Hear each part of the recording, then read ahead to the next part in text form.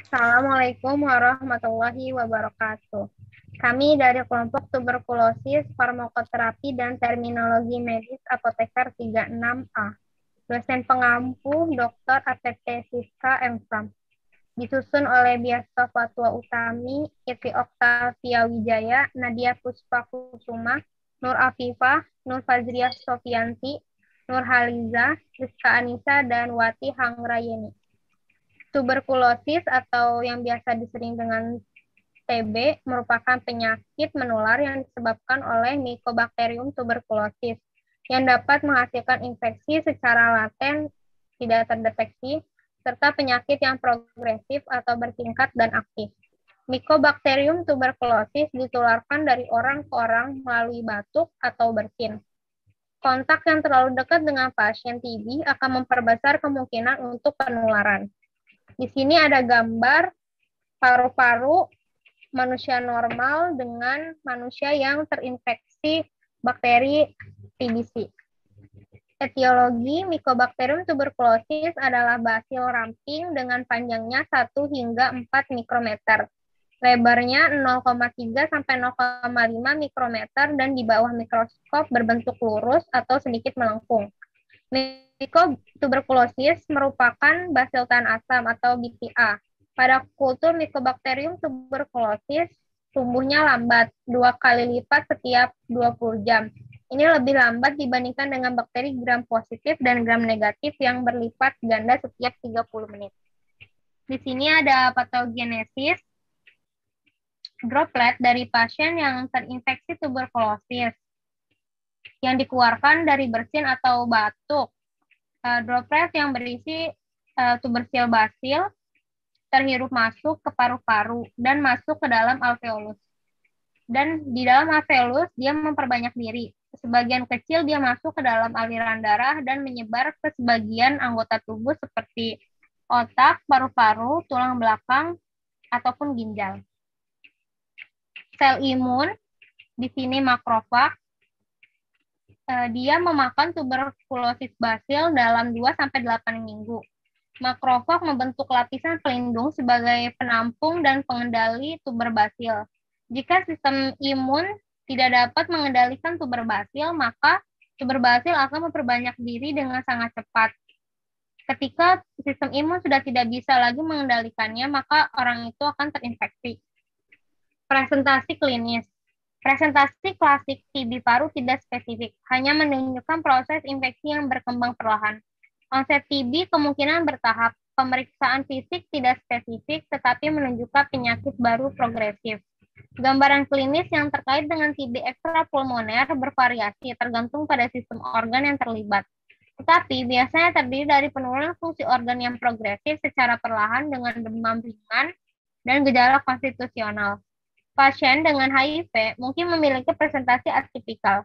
Pasien HIV positif cenderung tidak memiliki tes kulit positif, vasikulitis ataupun demam. Pasien HIV positif memiliki insiden TB ekstrapulmoner yang lebih tinggi dan lebih mungkin untuk datang dengan penyakit primer yang progresif. TB pada lansia mudah disalahartikan dengan penyakit pernapasan lainnya. TB pada lansia jauh lebih kecil kemungkinannya untuk muncul dengan tes kulit positif, demam, keringat malam, produksi darah, atau hemoptisis. TB pada anak dapat muncul sebagai pneumonia bakterial yang khas dan disebut dengan TB primer progresif. Diagnosis dari TB, pertama metode screening yang paling banyak digunakan untuk infeksi tuberkulosis adalah tes kulit tuberkulin yang menggunakan turunan protein murni atau PPD. Metode pemberian PPD Mantox terdiri dari injeksi PPD intrakutan yang mengandung 5 unit tuberkulin. Tes dibaca 48-72 jam setelah injeksi dengan mengukur diameter zona indurasi. Beberapa pasien mungkin menunjukkan hasil tes positif 1 minggu setelah tes awal. Yang negatif ini disebut sebagai efek booster. Diagnosis konfirmasi kecurigaan klinis TB harus dilakukan melalui radiografi dada dan pemeriksaan mikrobiologis dahak atau bahan terinfeksi lainnya untuk menyingkirkan penyakit aktif. Faktor resiko TB, orang HIV dengan imunokomoromis, kedua, orang yang mengonsumsi imunosupresan dalam jangka waktu lama, ketiga, perokok, Keempat, pengonsumsi alkohol tinggi. Kemudian anak usia kurang dari 5 tahun dan lansia memiliki kontak erat dengan penderita TB infeksius dan petugas kesehatan. Tanda dan gejala dari TB, pertama penurunan berat badan dan nafsu makan, batuk lebih dari 2 minggu, batuk berdahak bisa bercampur darah, disertasi nyeri dada, sesak nafas, malaise menggigil, berkeringat di malam hari. Manifestasi klinis, pertama pemeriksaan fisik yaitu suara khas pada perkusi dada, rales, dan peningkatan fremitus vokal sering diamati pada auskultasi. Tes laboratorium peningkatan jumlah limfosit pada sel darah putih, sputum positif, fiber optik bronkoskopi, jika tes sputum tidak meyakinkan dan kecurigaan tinggi. Radiografi dada, infiltrasi nodus pada daerah apical lobus bagian atas atau bagian superior dari lobus bawah. Kavitasi yang mungkin menunjukkan kadar udara air sebagai tanda perkembangan infeksi. Tujuan terapi, pertama menyembuhkan, mempertahankan kualitas hidup dan produktivitas pasien, mencegah kematian akibat TB aktif atau efek lanjutan, mencegah kekambuhan TB, mengurangi penularan TB kepada orang lain, dan mencegah perkembangan dan penularan resisten obat. Terapi non-farmakologi pada TB sering berjemur di bawah sinar matahari pagi, memperbanyak istirahat, pola makan yang sehat, menjaga sanitasi atau kebersihan lingkungan sekitar tempat tinggal, menjaga sirkulasi udara di dalam rumah agar selalu berganti dengan udara yang baru, mencegah penyebaran TB dengan menggunakan masker. Kemudian pengobatan TB farmakologis ada tahap awal atau intensif dan tahap lanjutan. Tahap awal diberikan setiap hari untuk menurunkan jumlah kuman, mencegah kuman resisten, dan diberikan selama 2 bulan. Kemudian ada tahap lanjutan yaitu untuk membunuh sisa-sisa kuman dan diberikan selama 4 bulan. Berikut adalah first line pengobatan untuk TBC, ada isoniazid, rifampicin, rifabutin, rifampicin, pyrazinamide, dan etambutol. Di sini ada second line pengobatan TB, ada siloserin, terus etionamid, streptomycin, amikacin atau kanamycin, capreomycin, p-aminosalicylate acid, dan moxifloxacin. Lalu ada dosis rekomendasi obat first line dewasa. Obatnya yaitu ada isoniazid, dosis hariannya 5 mg per kilogram berat badan dengan range 4-6 mg per kilogram berat badan dengan maksimal dosis yaitu 300 mg. Dosis 3 kali per minggunya 10 mg per kilogram berat badan dengan range 8-12 mg per kilogram berat badan dengan maksimal dosis 900 mg. Efek samping dari isoniazid yaitu gangguan penglihatan, diare, dan efek SSP. Lalu obat rifampicin dosis hariannya 10 mg per kilogram berat badan dengan range 8-12 mg per kilogram berat badan dengan maksimal dosis yaitu 600 mg. Dosis 3 kali per minggunya yaitu 10 mg per kilogram berat badan dengan range 8-12 mg per kilogram berat badan dengan maksimal dosis yaitu 600 mg. Efek samping dari rifampicin yaitu perubahan warna pewarna orange hingga merah pada cairan tubuh seperti dahak, urin, keringat, air mata. Lalu ada pyrazinamide, dosis hariannya 25 mg per kilogram berat badan dengan range dosisnya 20-30 mg per kilogram berat badan. Dosis 3 kali per minggunya yaitu 35 mg per kilogram berat badan dengan range 30-40 mg per kilogram berat badan. Efek samping dari pyrazinamide yaitu hepatotoksisitas, gejala GI seperti mual, muntah, hiperurisemia, asimptomatik, artritis gout, akut, ruam morbilliform sementara, dan dermatitis. Lalu ada etambutol, dosis hariannya 15 mg per kilogram berat badan dengan range 15-20 mg per kilogram berat badan. Dosis 3 kali per minggunya yaitu 30 mg per kilogram berat badan dengan range 25-35 mg per kilogram berat badan. Efek samping dari etambutol yaitu neuropati optik, hepatotoksisitas, pruritus, nyeri sendi, gastrointestinal upset, kebingungan, disorientasi, halusinasi, dan sebagainya. Streptomisin dosis hariannya 15 mg per kilogram berat badan dengan range 12-18 mg per kilogram berat badan. Untuk dosis 3 kali per minggunya yaitu 15 mg per kilogram berat badan dengan range 12-18 mg per kilogram berat badan. Efek samping dari streptomisin yaitu ototoksisitas, neurotoksisitas, dan nefrotoksisitas.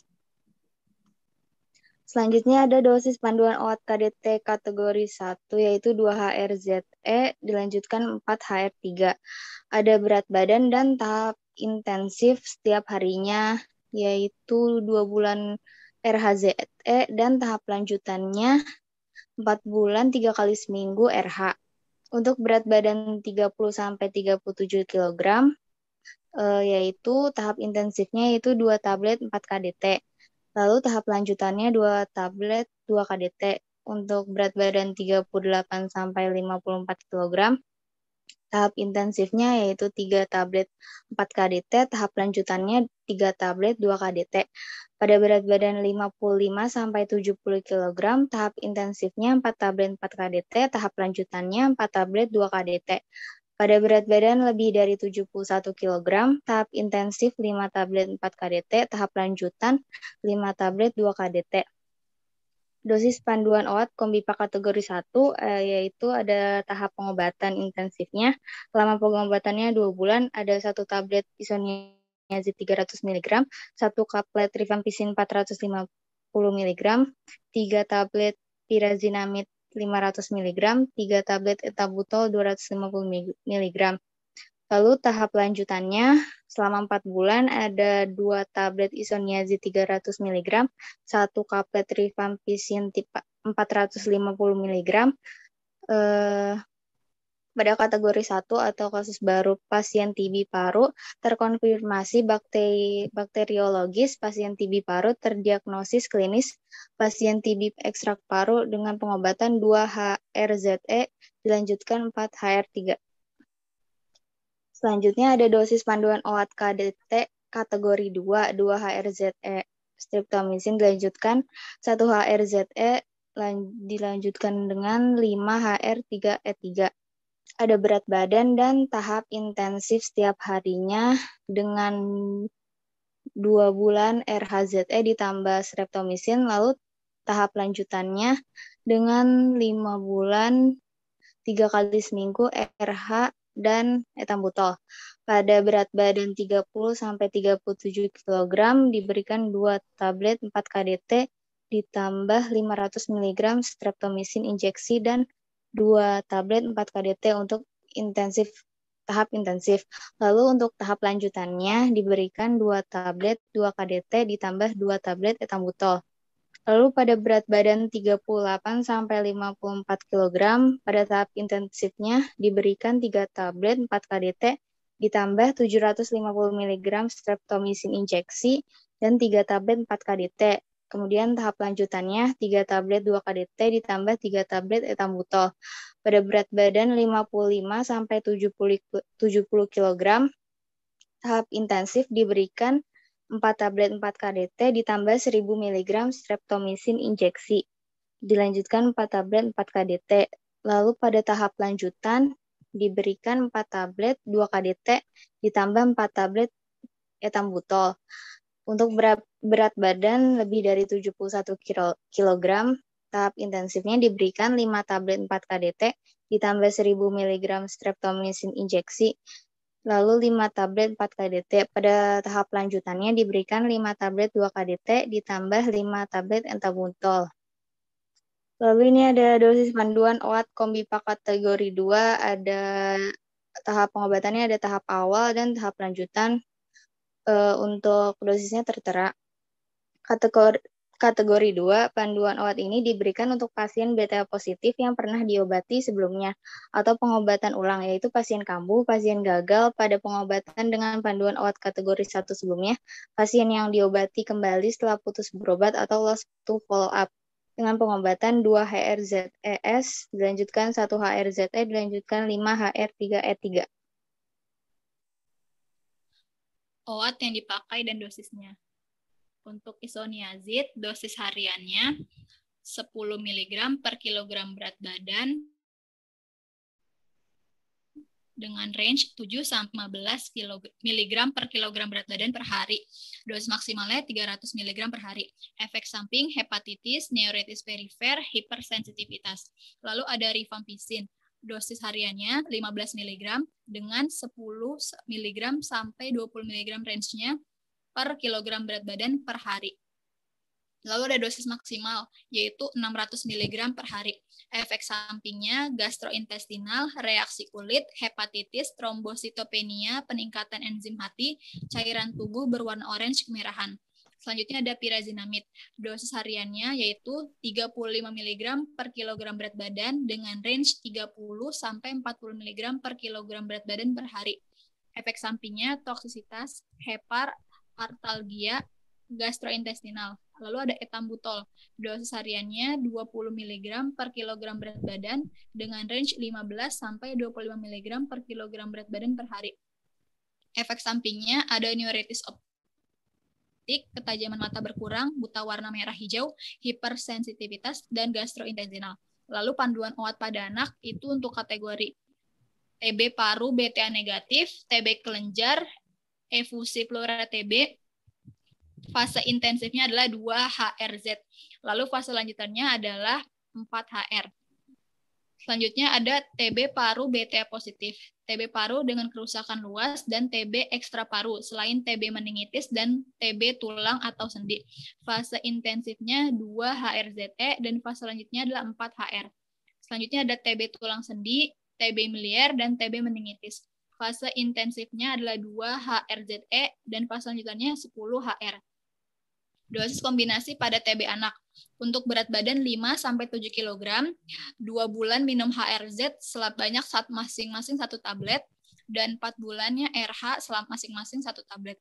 Untuk 8-11 kg, 2 bulan minum HRZ masing-masing 2 tablet, dan 4 bulan RH itu 2 tablet. Untuk berat badan 12-16 kg, 2 bulan RHZ-nya 3 tablet, lalu 4 bulan RH-nya ada 3 tablet.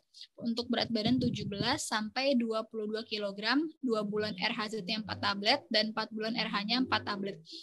Berat badan 23-30 kg, 2 bulannya 5 tablet, dan 4 bulannya 5 tablet.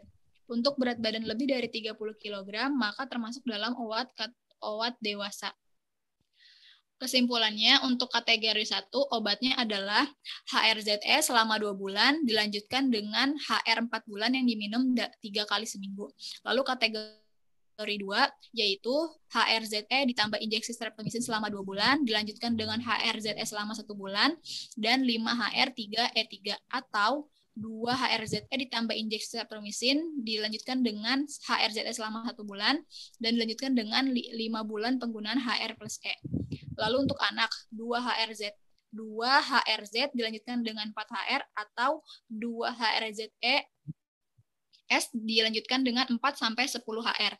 Lalu ada resisten obat. OAT lini kedua yaitu kanamisin, capreomycin, levofloxacin, etionamid, sikloserin, moxifloxacin, PAS, bedaquiline, clofazimin, linezolid, delamanid, serta OAT lini 1 yaitu pirazinamid dan etambutol. Tablet OAT KDT yaitu terdiri dari kombinasi 2 atau 4 jenis obat dalam 1 tablet. Dosisnya disesuaikan dengan berat badan pasien. Lalu ada kombipak adalah paket obat lepas yang terdiri dari isoniazid, rifampicin, pirazinamid, dan etambutol yang dikemas dalam bentuk blister digunakan dalam pengobatan pasien mengalami efek samping OAT KDT. Mekanisme obat. Yang pertama ada isoniazid, yaitu menghambat sintesis asam mikolat yang penting bagi integritas dinding sel mikrobakteria. Lalu ada pirazinamid, yaitu hanya aktif melawan Mycobacterium tuberculosis pada pH asam di mana asam pirazinoat terakumulasi di dalam sitoplasma. Selanjutnya dari rifampicin, yaitu mengandung suatu inti aromatik yang dihubungkan pada kedua sisi oleh suatu jembatan alifatik. Rifampicin mudah menyebar melalui membran sel Mycobacterium tuberculosis karena obat ini bersifat lipofil. Aktivitas bakterisida dikaitkan dengan kemampuan obat ini untuk menghambat transkripsi akibat ikatan dengan afinitas tinggi pada DNA-dependent RNA polimerase pada sel bakteri. Selanjutnya ada etambutol, yaitu menghambat enzim arabinosil transferase atau EMBB yang terlibat dalam biosintesis dinding sel. Obat ini menghambat transfer arabinogalakton ke dalam dinding sel Mycobacterium smegmatis, sehingga terjadi akumulasi asam mikolat. Interaksi etambutol dengan target molekulernya sangat stereospesifik. Hanya 1 dari 4 enantiomer, yaitu SS etambutol yang aktif melawan Mycobacterium tuberculosis.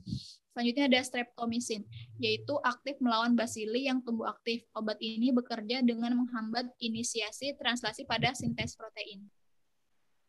Interaksi obat isoniazid, interaksi dengan obat, penggunaan bersama dengan antikoagulan, narkotika, teofilin, prokainamid, kortikosteroid, acetaminophen, aluminium hidroksida, disulfiram, ketokonazol, obat bersifat hepatotoksik dan neurotoksik. Interaksi dengan makanan tidak diberikan bersamaan dengan makanan, alkohol, keju, dan ikan. Pirazinamid, interaksi dengan obat, penggunaan bersama dengan probenesid, allopurinol, ofloxacin, dan levofloxacin, obat hepatotoksik. Pirazinamid dapat mengganggu efek obat antidiabetik oral, serta mengganggu tes untuk menentukan keton urin. Rifampicin, interaksi obat, penggunaan dengan antacid, opioid, antikolinergik, dan ketokonazol, berinteraksi dengan kontrasepsi hormonal, obat antiretroviral, non-nucleus reserve transkriptase inhibitor, dan protease inhibitor. Interaksi laboratorium positif palsu dengan metode chemokinetic interaction of microparticles in solution. Etambutol, interaksi obat, penurunan paparan dengan aluminium hidroksida. Streptomycin, interaksi obat, memicu efek neurotoksik dan nephrotoksik dengan neomycin, kanamycin, gentamicin, cefaloridin, taronamycin, piomycin, polimycin D, colistin, tobramycin, dan cyclosporin. Dapat meningkatkan efek ototoksik dan nephrotoksik dengan asam etakrinat, manitol, furosemid, dan diuretik lain.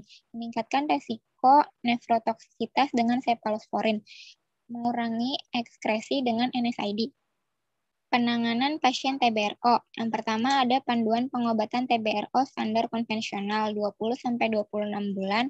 Yang kedua, panduan pengobatan TBRO jangka pendek 9-11 bulan. Yang ketiga, panduan pengobatan TBRO individual.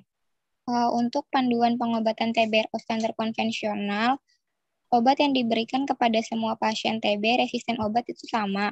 Ada kanamycin, levofloxacin, etambutol, sikloserin, pirazinamid, etionamid, dan isoniazid, atau bisa levofloxacin, etionamid, sikloserin, pirazinamid, etambutol, isoniazid. Panduan standar diberikan pada pasien yang sudah terkonfirmasi TBRR, TB resisten rifampicin secara laboratoris. Pengobatan dengan standar dapat dimulai berdasarkan hasil tes cepat molekuler TB yang menyatakan TBRR. Selanjutnya ada panduan TBRO jangka pendek. Panduan ini diindikasikan untuk pasien yang diperkirakan tidak resisten terhadap fluoroquinolone injeksi lini kedua berdasarkan riwayat pengobatan dan uji kepekaan obat baik molekuler maupun fenotipik. Panduan pengobatan 9 bulan ini terdiri dari 4 bulan kanamycin, moxifloxacin, namid, isoniazid, clofazimin, dan pirazinamid. Dilanjutkan dengan 5 bulan moxifloxacin, clofazimin, etambutol, dan pirazinamid. Panduan pengobatan TBRO individual. Pasien yang terbukti resisten atau kemungkinan kontraindikasi penggunaan resisten terhadap fluoroquinolone dan atau obat injeksi lini kedua Kontraindikasi penggunaan panduan pengobatan 9 bulan akan panduan pengobatan sesuai dengan tipe resistensinya. Yang pertama, jika sejak awal terbukti resisten terhadap kanamisin TB pre-XDR, diberikan kanamisin, levofloxacin, etionamid, sikloserin, pirazid, etambutol, isoniazid, asin, dan etionamid. Dilanjutkan dengan levofloxacin, etol, sikloserin, pirazinamid, dan isoniazid. Jika sejak awal terbukti resisten terhadap fluoroKB pre-XDR, diberikan kanamisin, moxifloxacin, etionamid, sikloserin, asam amino, pirazinamid, dan etambutol dan isoniazid. Dilanjutkan moxifloxacin, etionamid, sikloserin, asam salisilat, pirazinamid, etambutol, dan isoniazid.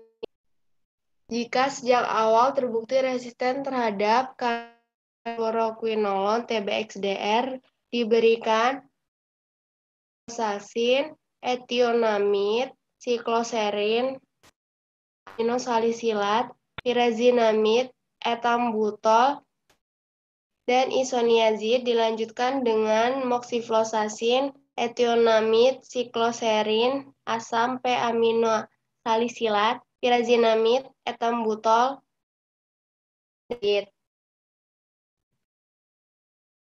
lanjut dosis OAT resisten obat.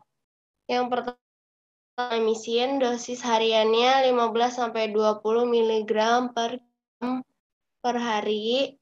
Kapreomisin 15-20 mg per kilogram per hari.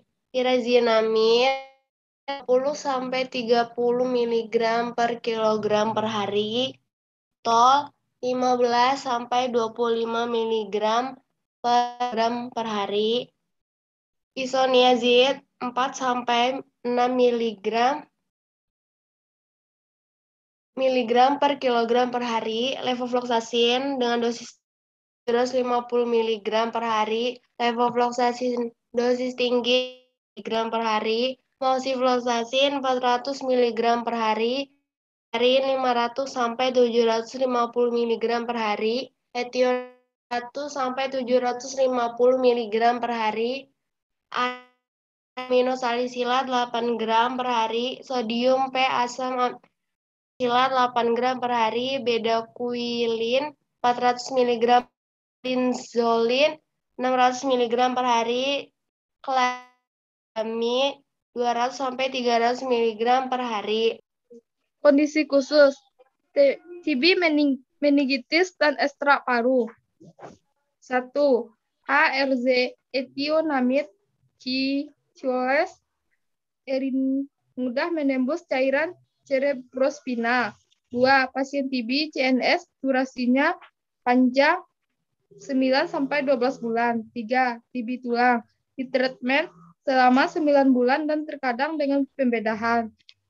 Pada anak-anak, satu treatment sama dengan pengobatan pasien dewasa dengan beberapa dokter memilih untuk memperpanjang hingga 9 bulan.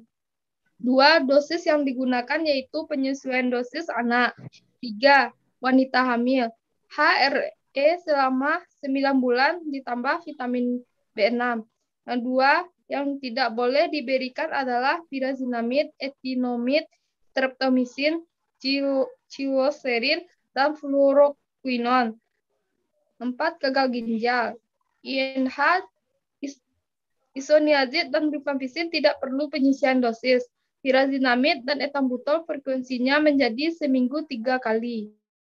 Obatan untuk TB HIV. Di sini ada pasien dengan koda atau dia positif HIV terdiagnosis TBC. Jika ia diberikan antiretrovirus, obat anti tuberkulosis, dan pengobatan pencegahan vortimoxazol. Jika tidak, jika nilai CD-nya kurang dari 200, maka diberikan antiretrovirus, pencegahan pengobatan pencegahan isoniazid, dan pengobatan pencegahan kortimoxazol. Jika CD 4-nya lebih dari 200, maka diberikan antiretrovirus dan pengobatan pencegahan isoniazid. Ini alur pengobatan pada pasien TB. Pasien yang sudah terinfeksi tuberkulosis, dia terdiagnosis HIV. Jika iya, maka diberikan antiretrovirus, OAT, dan pengobatan pencegahan kortimoxazol. Jika tidak, hanya diberikan OAT. Pemberian pengobatan pencegahan kortimoxazol dan pengobatan pencegahan isoniazid diberikan pada pasien TB dengan HIV ini bertujuan untuk mencegah pasien HIV ini terkena infeksi tuberkulosis. Alur tata laksana pemberian pengobatan pencegahan isoniazid. Orang dengan HIV positif yang memiliki gejala batuk, demam, berat badan turun, keringat malam, ataupun gejala TB ekstra paru, apabila dia memiliki gejala dan dia dinyatakan positif TB, maka diberikan antiretrovirus dan terapi OAT-nya. Jika dia tidak memiliki gejala, maka dilihat apakah ada kontraindikasi dengan isoniazid.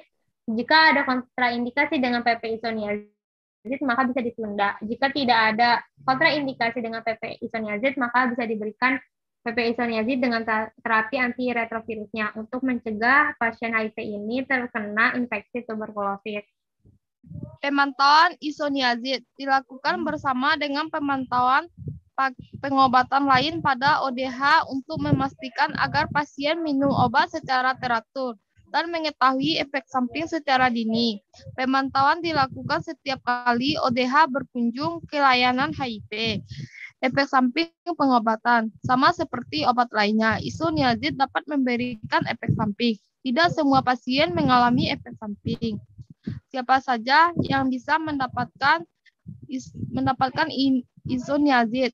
Semua ODH yang tidak sakit TBC. Tidak ada kontraindikasi, yaitu gangguan fungsi hati atau SGOT atau SGVT besar 3 kali batas atas normal atau ikterus, neuropati perifer berat atau mengganggu aktivitas. Riwayat alergi isoniazid, ketergantungan alkohol, riwayat resisten isoniazid, monoresisten atau poliresisten TB MDR. Pengobatan isoniazid menggunakan isoniazid dosis 300 mg ditambah vitamin B6. Diberikan setiap hari selama 6 bulan atau total 180 dosis. Vitamin B6 diberikan untuk mengurangi efek samping isoniazid dosis 20 mg per hari atau 50 mg 2 hari sekali. Evaluasi hasil pengobatan TB. Hasil pengobatan definisi sembuh. Pasien TB paru dengan hasil pemeriksaan bakteriologis positif pada awal pengobatan yang hasil pemeriksaan bakteriologis pada akhir pengobatan menjadi negatif dan pada salah satu pemeriksaan sebelumnya. Pengobatan lengkap. Pasien TB yang telah menyelesaikan pengobatan secara lengkap di mana pada salah satu pemeriksaan sebelum akhir pengobatan hasilnya negatif, namun tanpa ada bukti hasil pemeriksaan bakteriologis pada akhir pengobatan. Gagal. Pasien yang hasil pemeriksaan dahaknya tetap positif atau kembali menjadi positif pada bulan kelima atau lebih selama masa pengobatan, atau kapan saja dalam masa pengobatan diperoleh hasil laboratorium yang menunjukkan adanya resisten OAT. Meninggal. Pasien TB yang meninggal oleh sebab apapun sebelum memulai dan sedang dalam pengobatan. Putus berobat, lost flow up. Pasien TB yang tidak memulai pengobatannya atau yang pengobatannya terputus terus-menerus selama 2 bulan atau lebih. Tidak evaluasi. Pasien TB yang tidak diketahui hasil akhir pengobatannya, termasuk dalam kriteria ini adalah pasien pindah atau transfer ke kabupaten atau kota lain, di mana hasil akhir pengobatannya tidak diketahui oleh kabupaten atau kota yang ditinggalkan. Evaluation of therapeutic outcomes and patient monitoring. Masalah paling serius dengan terapi TB adalah ketidakpatuhan terhadap regimen yang ditentukan. Cara paling efektif untuk memastikan kepatuhan adalah dengan terapi yang diamati secara langsung. Pasien dengan BTA positif harus dikirim sampel sputumnya untuk pewarnaan hasil tahan asam setiap 1-2 minggu sampai 2 apusan berturut-turut negatif. Setelah terapi pemilihan kultur sputum, pasien harus dilakukan setiap bulan sampai negatif, yang umumnya terjadi selama 2-3 bulan. Jika kultur sputum tetap positif setelah 2 bulan, uji kepekaan obat harus diulang dan konsentrasi obat serum harus diperiksa. Pasien melakukan pengecekan nitrogen urea darah, kreatin serum, transaminase, aspartat atau alanin transminasi, dan hitung darah lengkap ditentukan pada awal dan berkala, tergantung pada adanya faktor lain yang dapat meningkatkan kemungkinan toksisitas atau usia lanjut, penyalahgunaan alkohol, dan kemungkinan hamil.